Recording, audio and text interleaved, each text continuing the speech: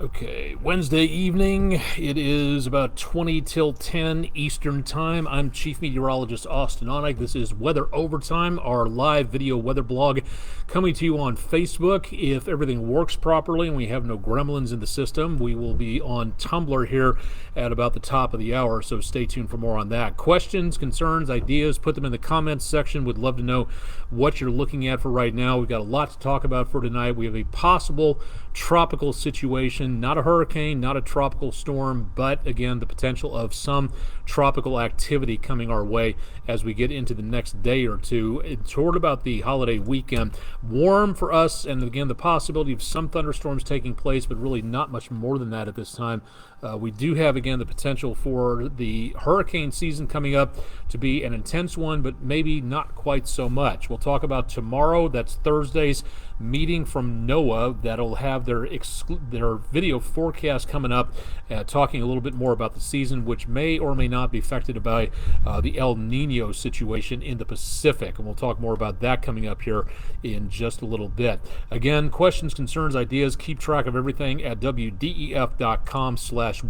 Let's go ahead and jump on into it and show you what's going on with the almanac page. Yesterday we were about 3 degrees below normal, and today we were about 2 degrees below normal, so we should be about 83. Today we hit 81. We're very close to the low temperature. We need some more rainfall, an inch behind for the month and almost an inch and 2/3 behind for the entire year. Nowhere close to our record high or our record low. That one hasn't been broken since 1892, so that's been quite some time since we've seen anything in the way of much colder weather taking place in this area of the country. Thanking Lawrence Miller for a very nice view of Stringer's Ridge looking north from White Oak Park in and around the Red Bank area. Thank you very much for that one. That's our West Shore home weather window picture of the day. No matter where you're from, if you've got a weather picture, we'd love to show it and show other people what you're looking at through the camera lens, but we can't show them if you don't send them. You kind of see the problem we're working with here. So if you've got pictures, give us an idea as to where you were, city, state, country.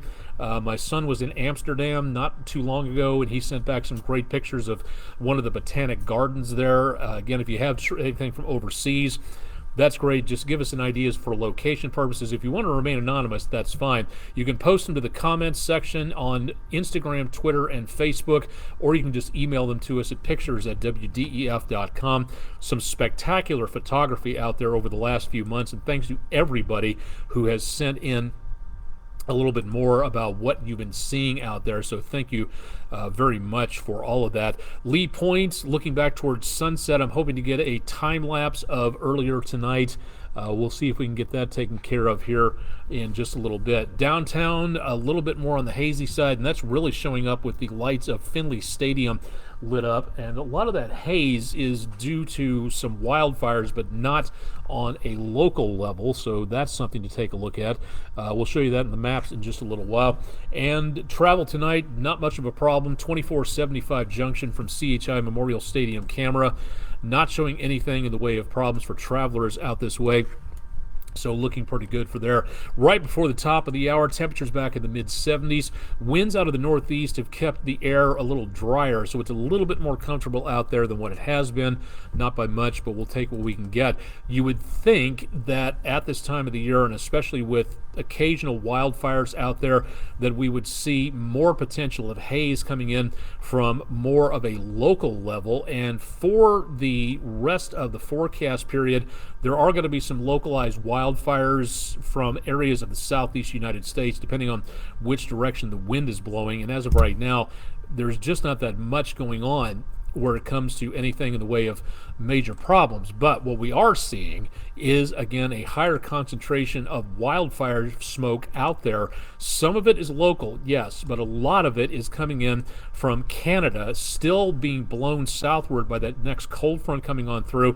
So we do have a good amount of haze in the atmosphere thanks to all of this going on, and a lot of these fires up in Alberta, portions of western Canada, are still burning out of control. So until those get under control, control, with better weather, or with the firefighting efforts going on, we're going to continue to see a lot more in the way of smoke out there. Some of it might get blown off to the east, but a lot of that might make its way into our area every once in a while. So be prepared for the potential of more wildfire smoke.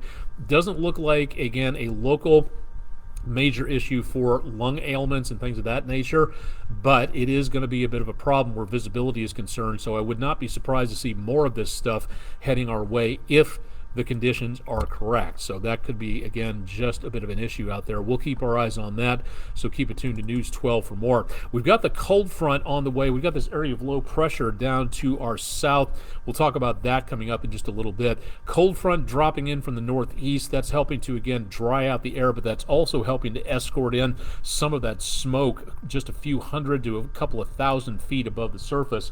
Back to the west of us, we do not have much in the way of any storm systems that are going to be causing us any problems. So for right now, things are decently quiet.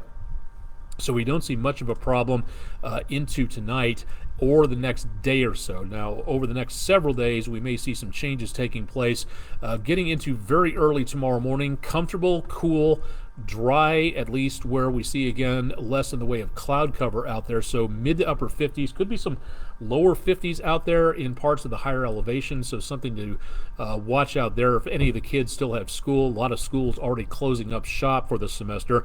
Mild tomorrow, got a lot of cloud cover out there, but again, not much showing in the way of major problems with visibility. Friday morning, starting off again cool, not quite as cool as it has been. And then Friday afternoon, we start to see the potential of some more showers and thunderstorms coming on through, and temperatures should be in range of normal, close to it anyway.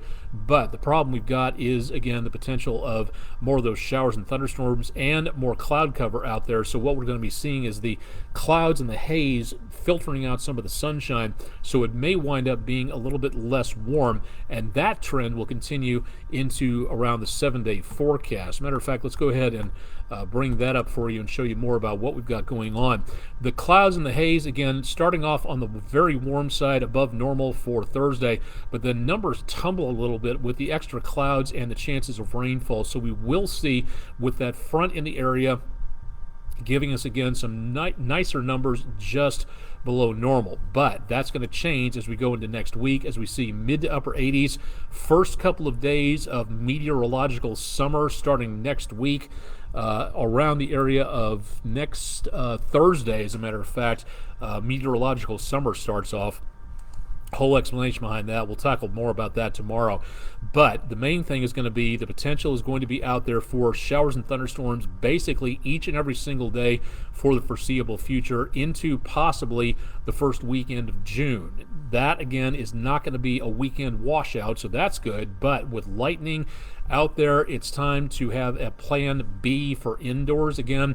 And again, it may sound like a stupid poem, but if it saves lives, I'm all for it. Remember, when thunder roars, go indoors. That, again, is going to be one of the best things you can possibly do, because of the fact that if you're outdoors with lightning around, if you can see lightning or hear thunder, you are within range of getting struck. So please consider that for your outdoor activities in the next several days. And that includes things like, again, vacation, Bible school, summer camps, outdoor graduation ceremonies especially. That's a lot of people to get back indoors again. Sporting events especially. Again, really need to keep an eye on what's going on with lightning out there.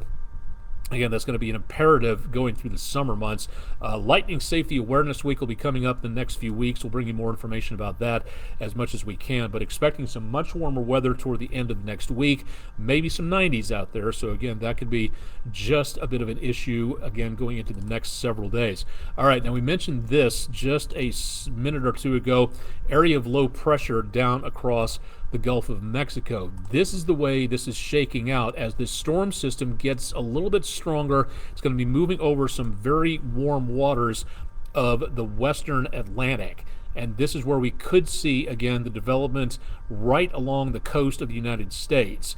The National Hurricane Center, this system is on its radar, so to speak, because, again, it may be developing stronger. It does not look like a hurricane or a tropical storm is developing. But remember, again, with low pressure in the northern hemisphere, that rotates counterclockwise. So as this moves up along the coast, it's a good possibility that with high pressure back to the north, we may see more moisture being pushed onshore, and that could cause some more problems, especially east of the viewing area. That is where we could wind up with a lot of problems. Matter of fact, going into the extended forecast about Sunday into Monday, we really start to see the chances of rain pick up from the Carolinas and the coast back to our direction. Now, again, this is not a washout, and we're on the western end of this over here, so whether or not we pick up anything substantial out of this, again, is a little bit iffy because we're so far away for now. But if this system does manage to pick up, again, a little bit more oomph, we may see a lot more moisture coming our direction. But anything south, I would say, of Chesapeake Bay all the way down to about Savannah, if you're heading that direction for the holiday weekend coming up, I would really watch this, because you may be stuck indoors instead of being on the beach with all the chances of rain and some thunderstorms coming on through. It doesn't look like much, and in fact it really isn't, but there is that possibility out there. For the chances of thunderstorms back to our west for tonight, into Thursday, we may see more activity coming our way through the Appalachians, and on Friday, that chance gets a little bit closer to us, right into the Tennessee Valley, and that is where we could see, again, some isolated thunderstorms. Now notice, this is not severe weather we're talking about. This is, again, just generic, everyday type thunderstorms. No severe weather is being forecast for right now. If it is, we'll keep our eyes on that, so keep it tuned to News 12, and we'll let you know more about what may be heading our direction. Speaking of heading our direction and looking over the horizon, this is going to be very interesting to see what happens tomorrow. We're coming to you on Wednesday night, Thursday morning at 11 o'clock Eastern. The National Oceanic and Atmospheric Administration, that's the agency from the government under the U.S. Department of Commerce that houses the National Weather Service, and this is where we start to see, again, what the prime scientists, meteorologists, statisticians, mathematicians looking at the potential of what's coming up for the hurricane season, which starts next week, tomorrow, Thursday, June 1st. So we're coming up on another hurricane season, and this is where things could get really interesting, because El Nino, the warming of the waters off the South American coast, that big dome of warm air can alter air currents and therefore can change patterns of hurricane season half a world away.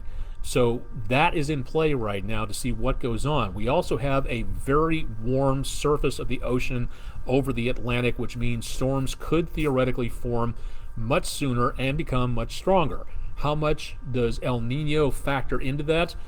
Right now, it's, again, a little iffy to say on that, but that's going to be interesting to pick up on that from what NOAA says. You can watch along with the press conference. That's, again, tomorrow, Thursday at 11 a.m., and it should be, again, I'm very much looking forward to seeing what the head forecasters have to say about this.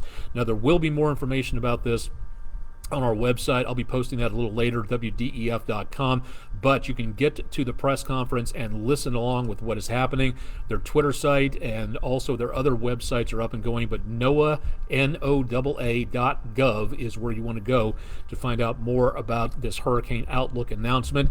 They'll change more about this depending on what happens. They'll update us about mid-season or so as we go toward about August and September, but now it's kind of interesting to see what the forecast is going to hold, and we're going to be watching this with a lot of interest as we get into tomorrow, so definitely want to stay tuned for more on that. If you'd like to have us in your classroom with school coming to an end, Vacation Bible School, summer camps out there, you might want some weather safety, give us a buzz. Go to the Food City Weather in the Classroom page at wdef.com/weather. Give us your contact information, grade level, subject specification if there's something special you want us to talk about, communications, talking about, again, weather safety for younger kids, things like that. let us know, and we'll be glad to see what we can do to tailor a presentation for you to keep you updated on what is going on out there so everybody can stay safe and calm and protected from severe weather. Like to follow me on social media. I'm out there all over the place. You can find me on Facebook, Twitter, Instagram, and a lot of other places. Hit me up for a game of chess at lichess.org or chess.com. My handle is my amateur radio, call sign if you'd like to keep up to date there. That's KG4GKE for more on that. Once again, decently quiet for tonight. We're seeing less in the way of challenges for anything immediate, but we will be seeing the potential for more thunderstorms over the next several days, and that could be a bit of an issue. We'll be up here on Tumblr, hopefully here in just a little bit. We try to get on there about 10 o'clock in the evening, and you can follow me on Tumblr at Meteorologist Austen L. Onek on Tumblr for more information about that. But mainly, again, you can follow along with more details at wdef.com/weather, which is where we'll be posting the recorded version of this exclusive video weather blog coming up in just a little while. Again, want to contact me, Onek at wdef.com, or go to wdef.com/weather and click on the contact us or the news team link, and you can find more about how you can contact me.